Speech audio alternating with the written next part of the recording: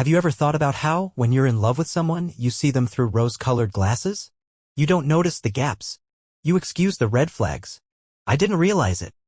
Not until one moment in the story changed everything. My name is Bruce. I'm 43. Anna was 41 when things started to change. You wouldn't have noticed anything was wrong if you saw us from the outside. We had a warm, cozy home with 2 children who could turn any room into a war zone of toys and laughter. We had our own daily routine, tacos every Thursday night, walks to the park every Saturday morning, and pancakes on Sunday with too loud 80s music. I worked 2 shifts. I worked long shifts at the hospital, and Anna had just returned to work after a long maternity leave. It was a responsible position, a project director at a nonprofit organization, but she always liked chaos, pressure, and a sense of importance. According to her, the transition was difficult. She felt out of rhythm, lost a step. I tried to help her. I took on more diaper-changing duties. I cooked more. I hugged her at night when she cried that she didn't feel smart anymore. I told her she was brilliant. I meant it. But something changed. At first I put it down to exhaustion. The tension in her shoulders. The fact that she stopped laughing at my stupid jokes. The way she would flinch slightly when I touched her waist in the kitchen. One night we watched a movie and she didn't put her head on my shoulder like she always did. Instead, she sat with her arms crossed as if she was cold even though the heater was on. This anxiety, this quiet change, haunted me. Silence where there had been warmth before. A smile that did not reach her eyes. And all I could do was try harder. To be better. To fix what was broken before it broke. I didn't know then that Good Friday would mark the crucifixion of the life I thought we had. It was the day before our youngest son's first birthday. The night before the holiday, I took the boys to my parents' house to give Anna a night of rest. A whole night without midnight feedings and childhood wake-up calls. It seemed to me that I was doing something good. Even selflessly. She deserved to rest. That's what I told myself. I didn't know I was giving her a runway. That morning, I cleaned up the scene like a horror movie. High chair, baby, floor, everything covered in diarrhea. I sent her a photo of the disaster trying to be funny to elicit a smile or sympathy. She replied with a funny emoticon. She went to lunch with her colleagues as she usually did on Fridays. But this time she sent a photo in a place that didn't look like their usual lunch spot. A dimly lit bar, not the simple dining room they usually chose. Her smile in the photo was wide, almost too wide. There was a light in her eyes that I hadn't seen in months. Not tired, not exhausted, but charged. As if someone had flipped a switch. This contrast haunted me. My photo with diapers and disinfectants, hers with cocktails and casual ease. I told myself that it was just a bad day. That she needed space and I gave it to her. That maybe the weekend would reboot us. But the seed had been planted. Something didn't sprout. And the clock was already ticking. When I noticed where she actually was that night, not returning clothes at Old Navy, but drinking at the bar we used to go to, I was already sliding down the rabbit hole. And nothing, not even the memories of our perfect Sundays or the way she looked at me during our wedding vows, could stop what was coming. Because this Good Friday would be the beginning of the end. The beginning of the end. The first lie doesn't scream. It whispers. Soft enough that if you want to believe it, you will. She told me she stopped at Old Navy to return some clothes. That's what she said, casually, like it was nothing. But when I checked the location on our shared phone app out of idle curiosity, or maybe quiet desperation, I didn't see Old Navy. I saw a pin dropped over O'Malley's tab. That bar used to mean something to us. It was where we shared our first real date after moving in together. The kind of dimly lit, too loud place where nostalgia clings to the walls. She hadn't been there in years. Not without me. I didn't ask her about it. I didn't want the argument. Or the explanation. Or worse, the obvious denial. But from that moment on, something shifted in how I looked at everything. Every pause in her voice. Every time she texted with the screen tilted slightly away. Every day she came home a little later, saying traffic was awful or a coworker needed to vent. I started logging it all, not physically, but in that paranoid notebook we keep in the corners of our minds when trust starts to fracture. I didn't want to be that guy. But I was becoming him. That night, when she called me during her supposed trip to the mall, her voice was off. She answered on speaker. I could hear the road. She sounded distracted, mildly annoyed, like my voice was interrupting something better. That one stung. I asked her what she was doing, just trying to be casual, keep things light. Driving, she said. Just heading back from the mall. But the map on my screen said otherwise. It had her coming from the opposite direction. From near her office. Past the train station. The lies were stacking, one small thing at a time. A cocktail here. A changed story there. A familiar softness in her tone when she spoke to coworkers but a hard edge when she spoke to me. I started wondering, was this new? Or had I just stopped noticing? 2 months earlier, she'd gone on a week-long work retreat. She came back energized, glowing in a way I hadn't seen in a long time. That very night, she initiated sex, passionate, hungry. And I remember lying there afterward, breathless, smiling, asking half-jokingly, "What happened to you this week?" She'd laughed. Said she just missed me. But that week I noticed something else. A change in the clothes she bought. How she started wearing perfume again on weekday mornings. New bras that I didn't remember unpacking. That glow wasn't just confidence, it was reinvention. And it came with expensive tags. Branded handbags I'd never seen before. Designer labels I knew we hadn't budgeted for. She never asked me for money, not for those. And I hadn't seen any big purchases on our joint account. So where was the money coming from? Who was giving her these things, or what was she giving in return? That's when the doubts started to settle into something heavier. A question I couldn't shake: who was my wife when I wasn't around? The next day, I caught myself refreshing her location every hour. I felt sick doing it. Like I was betraying my own ideals. I used to mock friends who talked about snooping on their spouses. Love means trust, right? But what happens when the person you trust most turns into a stranger with your secrets in their pocket? That night, I watched our youngest son sleep and wondered how many other lies she'd told that I'd never catch. How many truths she'd rewritten in a voice so familiar it still sounded like love. I wasn't looking for proof anymore. I was looking for an answer to the question I didn't want to ask. Was this the beginning of the end, or had it already happened and I was just now catching up? The thing about doubt is it doesn't stay still. It grows legs. It starts to follow you. By the middle of the following week, I was checking her location like it was a weather report. Every hour, sometimes more. At work, in the car, while brushing my teeth, like a habit I couldn't break. And always hoping for the same result, that she was where she said she'd be. That the world still made sense. Sometimes she was. Sometimes she wasn't. She started working late more often. Once she told me she was staying back to prep a quarterly presentation. I believed her. Until I saw her location drift 30 blocks north into a residential area I didn't recognize. A cul-de-sac. One of those neighborhoods with nice townhouses and trimmed hedges. I stared at it for 10 minutes, watching that little blue dot not move. Not once. When she finally called, cheerful, even bubbly, I asked how the presentation went. "Great," she said. "Still working on it, actually. Just now leaving." I glanced at the map on my phone again. Still in that cul-de-sac, miles from her office. "Oh yeah? Still at the office?" A pause, just a beat too long. "Yeah," she replied. "Why?" "No reason," I said, feeling the lie slide between us like a fogged window, just enough to blur everything I thought I knew. We hung up and I stared at the screen again. The blue dot hadn't left the cul-de-sac. It was still sitting there. I sat in the parked car outside our house, hands gripping the steering wheel, watching that little light on the screen the way sailors once watched the stars, hoping it would guide me home. But I wasn't sure what home was anymore. That night, when she walked in the door, she didn't smell like the office. She smelled like sandalwood and a different kind of soap. She wasn't carrying her laptop. Said she left it at work. I nodded and offered to heat up dinner. She kissed me lightly, barely brushing my cheek, and went to the bathroom to wash her hands. And I stood there in the kitchen, wondering what had just walked into my house. The next day, I decided to try something different. I called her from a blocked number while she was at work. She didn't answer. 3 minutes later, I called from my phone. She picked up on the first ring, her voice bright. "Hey, babe." I smiled at the irony. "Hey. Just wondering if you wanted me to pick anything up for dinner." "No, I'm good. Just grabbed something with Kelsey on our lunch break." Kelsey was real.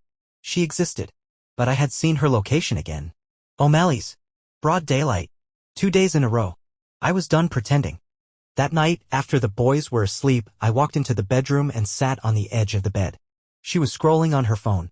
"Hannah," I said. "Can I ask you something?" She looked up. "Of course. Are you seeing someone else?" She blinked. Her mouth opened slightly, just for a second, like she'd lost her place in a script. Then she let out a light laugh, like I had just asked if she'd joined a cult. "Bruce, what?" "No. Of course not." I nodded, like that answer satisfied me. Like I was still someone who took her word at face value. But something in her tone, it wasn't panic. It was rehearsed. That terrified me more than a confession would have. She hadn't just lied. She'd practiced. And suddenly, I realized I wasn't going to find the truth by asking. I was going to have to catch it. Saturday morning, the day of the birthday party. I stood in the kitchen at my parents' house wearing a shirt stained with formula, applesauce, and maybe a little despair.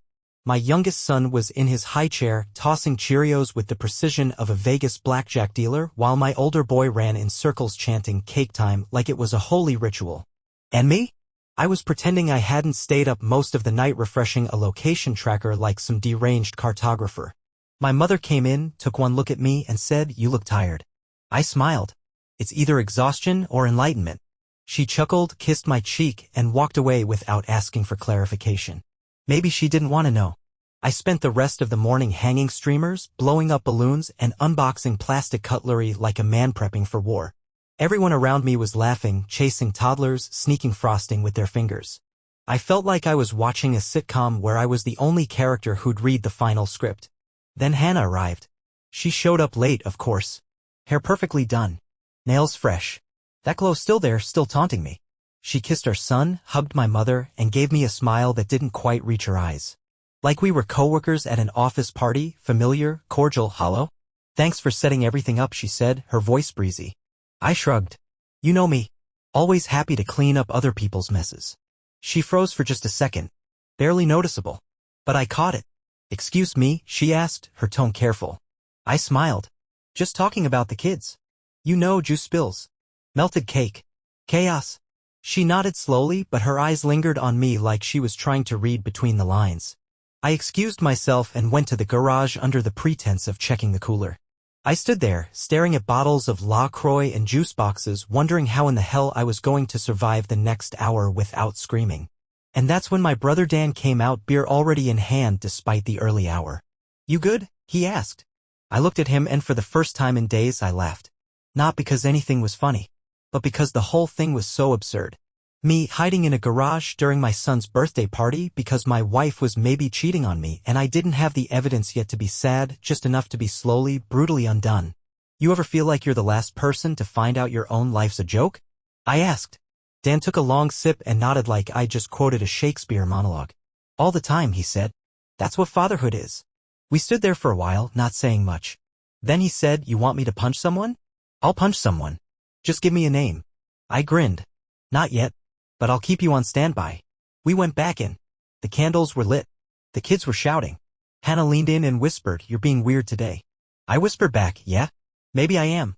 Then I helped my son blow out the candles on his cake, my hands steady, my smile camera ready. No one knew that I had printed out our cell phone records that morning and hidden them in my car. No one knew I'd started keeping a journal of every lie she told. Because when the world starts cracking and everyone's still singing happy birthday, the only thing you can do is smile. The Monday after the party, I drove to work like I was piloting a submarine through enemy waters. Slow. Careful. Eyes on every blinking light, every turn signal, every little warning. But I wasn't worried about the road. I was worried about what I might learn if I kept pulling the thread. That morning I opened our phone records. I'd printed them out, not because I didn't trust the app, but because paper makes things real. You can't scroll away from paper. You can't close the tab and pretend you didn't see it. I sat there in the parking garage with the windows rolled down and the engine off. It was quiet, eerily so, except for the rustling of pages as I thumbed through the days leading up to Good Friday. Her number was there, of course. So was mine. But sandwiched between them, repeated again and again, was another number I didn't recognize. Early mornings. Late nights. Lunchtime. Even once at 2:14 a.m. Always short calls. 2-3 minutes. Like someone checking in. Like someone whispering before they slipped out of bed. I typed the number into a reverse lookup site and waited. Donald Reyes. I didn't know him personally, but I knew the name. He worked with Hannah, same nonprofit, higher up. Very public. Very opinionated. The kind of guy who'd give a TED talk about integrity and then walk out and cheat on his wife in a hotel lobby. I stared at the name like it was a puzzle piece I'd been holding upside down. It suddenly fit. The bar. The cul-de-sac. The overnight trip. The surge of libido after her return. It all snapped into place like the click of a lock turning. And I was the one being locked out. That night, while she was brushing her teeth, I walked into the bathroom and leaned against the doorframe. "Hey," I said. "How's Donald?" She froze. Toothbrush paused. Foam still in her mouth. That second, maybe half a second, where her eyes flicked to the mirror before she turned to face me. That was all the confirmation I needed. "Excuse me," she said, her voice tight. I held up the phone records. "You've been calling him for weeks." You talked to him on Good Friday. You were with him, weren't you? She set the toothbrush down slowly. Her hands were shaking. Bruce, it's not a... Don't lie to me. The edge in my voice surprised even me. I wasn't shouting. I wasn't crying. I wasn't even angry, not yet. I was past that. I was ice. You told me you were at Old Navy. You were at O'Malley's. Then the train station. Then that street near your office. You lied, Hannah. She sat on the edge of the bathtub, covering her mouth. I don't know if she was hiding a sob or a scream. I didn't mean for it to happen, she said, voice barely above a whisper. But it had happened. And the worst part wasn't that she cheated. It was that she'd looked me in the eye the next morning, passed me the baby, kissed my cheek, and said, "Thank you for taking care of everything." I had spent that night juggling diarrhea, macaroni, and a toddler with a fever while she was playing house with another man. And she had thanked me. Like I was a babysitter. Like I was help. I sat on the floor, across from her, and said nothing for a long time. Just looked at her. Memorized the shape of her guilt. The way her body curled in on itself. The way she wouldn't meet my eyes. Finally I said, "How long?" She didn't answer at first. Then, "Since February. The week of the retreat." "Of course. You slept with him?" "Yes," she whispered. I nodded. Not because I understood, but because there was nothing left to ask. I didn't sleep that night. Not really. I laid next to her on the same mattress we'd bought together when she was 6 months pregnant with our first. Back when she'd read every review, wanted something with just enough give for side sleeping. That was her phrase. Just enough give. I remember laughing about it. Now I wondered how long she'd been applying that to more than mattresses. She didn't cry. She didn't reach for me. She just lay there, facing the wall. And I lay there, staring at the ceiling, blinking into the dark. Everything in me wanted to scream. To rage. To throw something, break something, demand an answer that would somehow make sense of it all. But what would be the point? She'd already answered the only question that mattered. She wasn't mine anymore. The next morning, I got the boys dressed and fed them breakfast like it was any other day. She stayed in the bedroom. Said she had a headache. I didn't argue. When I dropped the kids off at daycare, the teacher smiled and said, "You look tired, Bruce." I smiled back and said, "Long night." That was true. I went into work and performed 2 minor procedures, wrote 5 discharge summaries, and answered emails like I wasn't unraveling from the inside out. My hands were steady. My voice calm. Because I've learned something about betrayal, it doesn't hit you like lightning. It bleeds you out. Slow. Quiet. Thorough.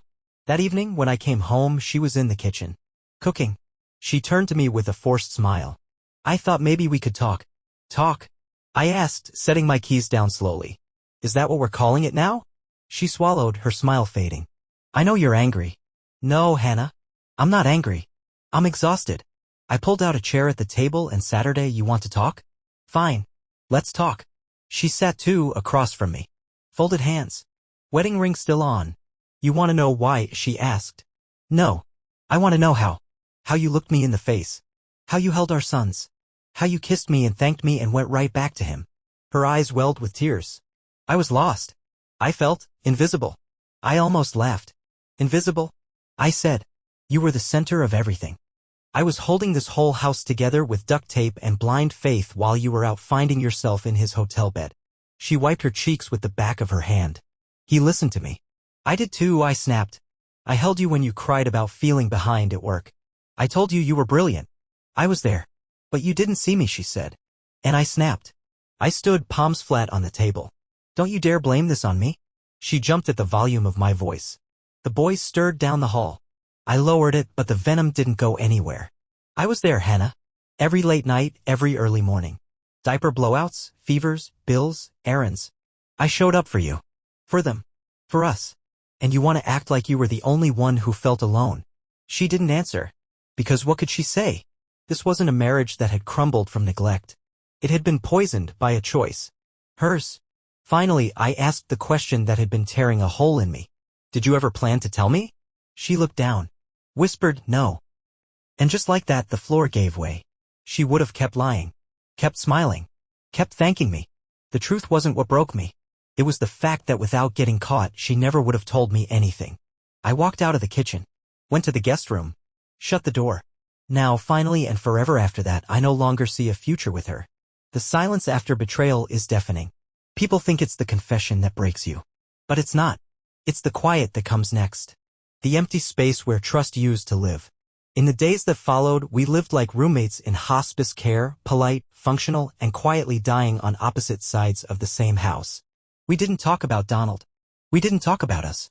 We talked about groceries, pediatrician appointments, whether the faucet was still leaking. I told her when I'd be working late. She texted if we were low on milk. And every exchange felt like two strangers acting out a scene they used to know by heart. At night, I lay in the guest room and stared at the ceiling, wondering if any of it had ever been real. Wondering what version of Hannah I had actually married and which one I had just been too in love to see. There was a picture on my nightstand. Us on a beach in Florida. She was holding our first son, laughing, wind in her hair, wearing one of my old sweatshirts. I used to love that photo. Now, I couldn't look at it without asking myself, was she happy in that moment? Or was she already leaving me in her mind? That's what betrayal does. It doesn't just poison the present. It infects the past. It makes you question everything that came before it. Every smile. Every kiss.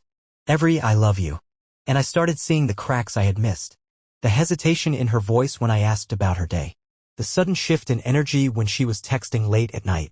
The way she used to hold my hand and how she slowly stopped. I chalked it up to stress. Parenthood. Fatigue. Because I wanted to believe our foundation was solid even if the walls were shaking. But now I realized I hadn't been living in a house. I'd been living in a memory. I took the photo off the nightstand and slid it into the drawer. That day, I sat in the car outside daycare for 10 extra minutes before picking up the boys. Not because I was tired, but because I didn't want them to see me like this. Empty. Heavy. Quiet in a way that no child should have to carry. They came running out with paper crowns on their heads and stickers all over their shirts, yelling something about dragons and cupcakes. I smiled and high-fived and asked about their day. I didn't cry. Not until they were asleep. I sat on the couch alone that night. No TV. No music. Just the hum of the fridge and the occasional creak of a house that still held echoes of laughter from a version of us that didn't exist anymore. I thought about divorce. About custody. About what it would mean to split holidays, birthdays, the little traditions we'd built without even realizing it. But more than anything, I thought about the man I used to be. The man who looked at his wife and thought, for you, I will go through the fire. And the cruel irony is that I did. Now I realize you need to approach the choice of a person in a different way, not to ignore their gaps, not to dismiss the discomfort, and not to put on purple glasses when they shouldn't be there at all. Because if you do, one day you'll wake up in the ashes wondering how long ago the fire started burning. The conversation did not take place during a storm. She was not screaming across the room. There was no crying. There was no dramatic music and no slamming of doors. It happened over coffee. On a Wednesday morning. The boys were still sleeping. The sun was just beginning to warm the kitchen windows. Hannah was standing in her bathrobe, pouring oatmeal milk into a cup as if the world hadn't changed. I came in. Poured myself a cup of coffee. I sat down in silence at the kitchen table. I watched the steam rise. She looked at me. Did you sleep well? I shook my head. No. There was a stroke. Then two more. Are we going to talk about it? She asked. I looked up at her. Calm. Tired.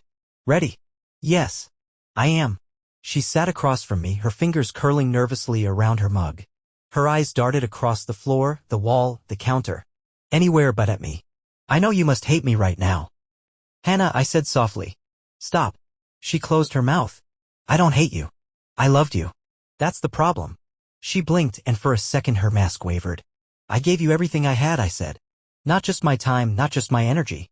I gave you trust. I gave you faith. I built my life on the idea that you were who I thought you were. She opened her mouth, then closed it again. You betrayed me, I continued. But that's not what kills me. It's how easily you continued to lie afterward. That calmness. It's how you were going to let me raise our boys under a roof where I didn't even know who I was sleeping next to. Tears welled up in her eyes. But I was no longer there to comfort her. Have you ever loved me? I asked. Her lips trembled. Of course I have. Then why? She swallowed hard. Because I was empty. And I didn't know how to ask for help without feeling like a burden. He made me feel like I mattered. And I didn't? You've always been strong, she said. You never needed anything. This hurt the most. Because this is the lie that people tell themselves when they stop trying. When they confuse stability with emotional invisibility. I needed you too, I said. I just didn't think I had to compete for your attention. We sat in silence for a while. The boys started to stir in their room. Through the baby monitor, I could hear the faint hum of their toy truck and quiet chatter. I don't know what to do, she whispered. I know, I replied. Then she looked at me. She really looked at me. I'm not going to scream. I'm not going to throw your stuff in the yard. But I'm going to protect what's left of me. She nodded slowly. Does that mean a divorce? But we have a family, she said. Don't we owe it to our children to try? Try? I asked again. You didn't try when you were in his car.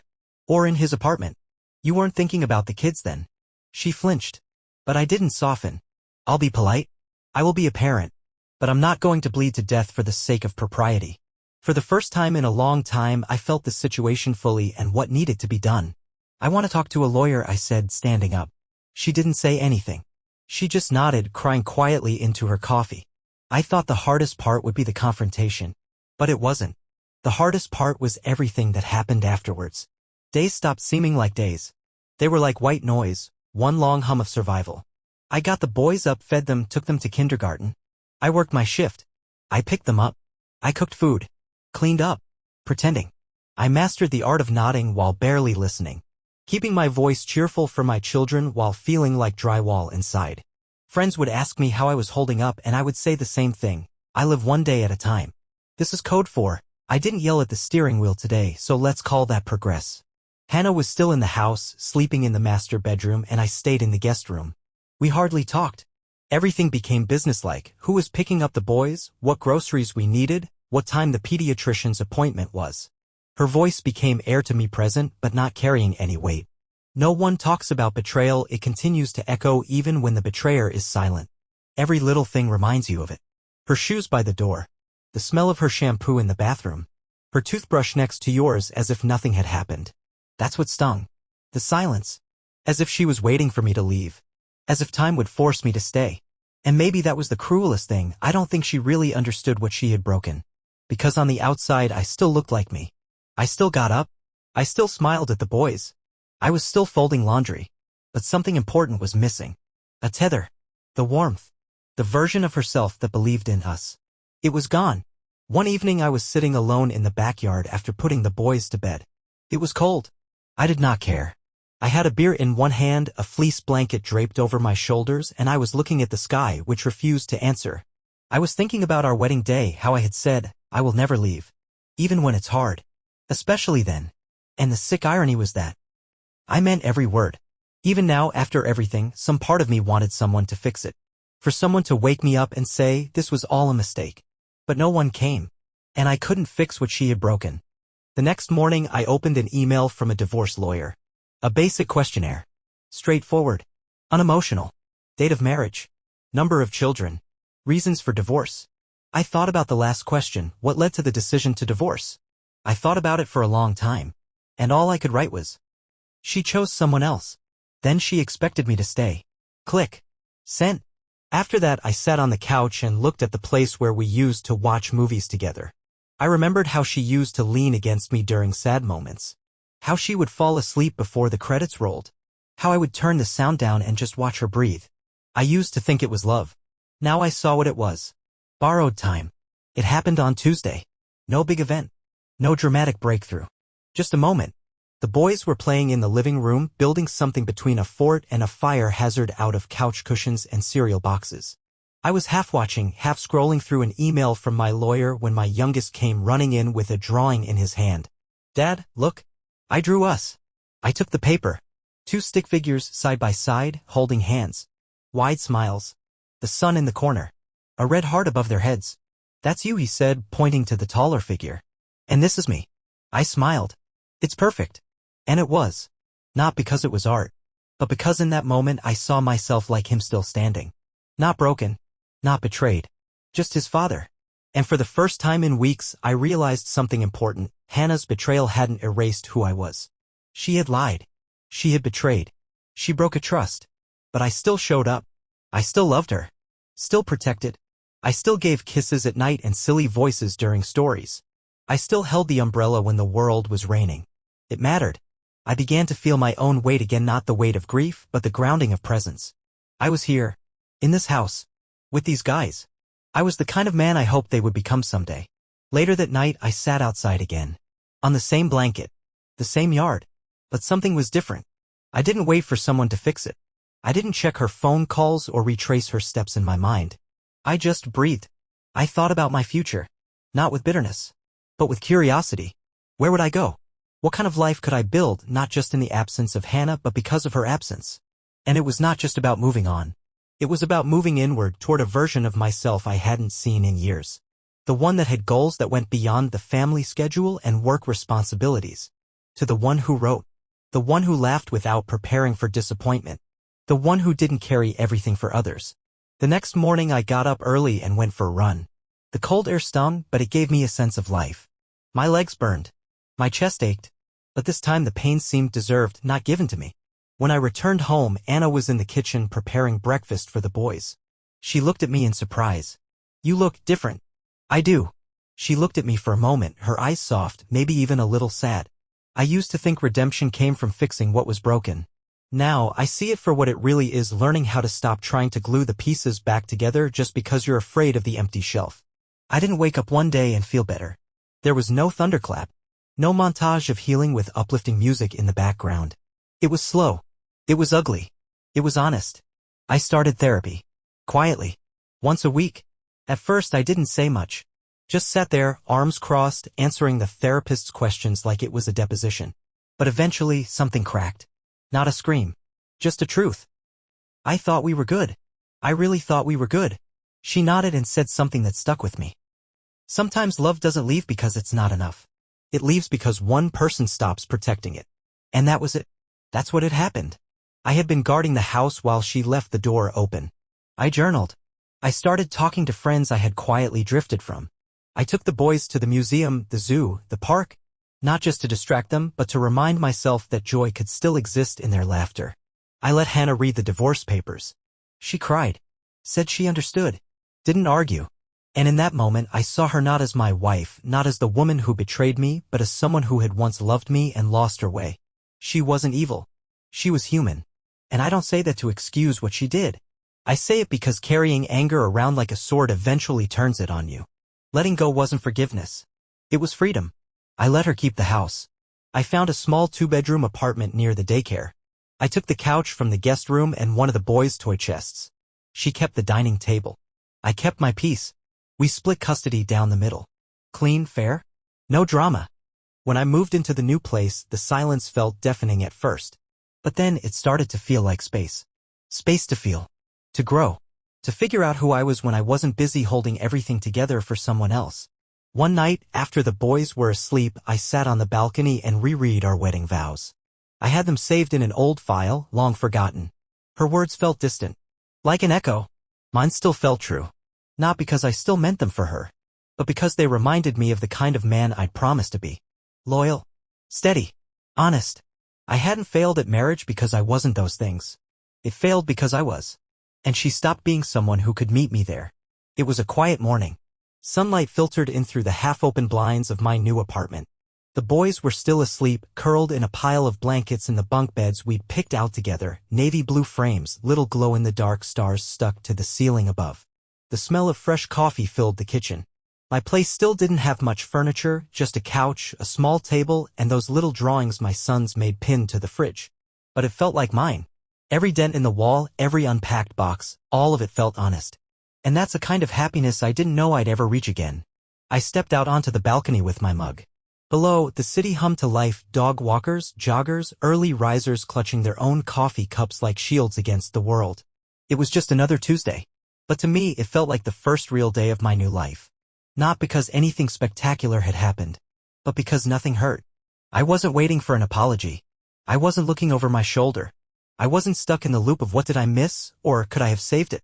That voice had gone quiet. In its place was something I hadn't heard in a long time, my own. I'd started writing again. Nothing fancy. Just bits and pieces. Thoughts about fatherhood. About healing. About what it means to love someone without losing yourself in the process. A friend of mine, an old college buddy who ran a local parenting blog, asked if I'd be willing to publish a few. I said yes. A couple weeks later, I got an email from a reader. Your story made me feel less alone. Thank you for saying the quiet parts out loud. I stared at that message for a long time. I had spent months wondering if the pain would ever amount to anything. If the betrayal, the grief, the wreckage of my marriage would just rot there in my memory like dead weight. But here was proof that it meant something. That maybe the fire hadn't just burned things down. Maybe it cleared the field for something new to grow. Hannah and I remain civil. We trade the kids every other week. Some days we talk. Most days we just nod. And honestly, that's enough. I no longer wish for the version of her that made vows she couldn't keep. I've let that ghost go. What I carry forward now is gratitude. Not for what happened, but for surviving it. For learning to love my life again. For every morning I wake up in a place where I'm not walking on eggshells. For the way my boys run to me when they see me at the door. For the quiet certainty that I don't need someone else to complete me. I already made it through the fire. And I'm still standing. Maybe that's what a happy ending really is, not a perfect love story but a man who lost everything. And still found himself.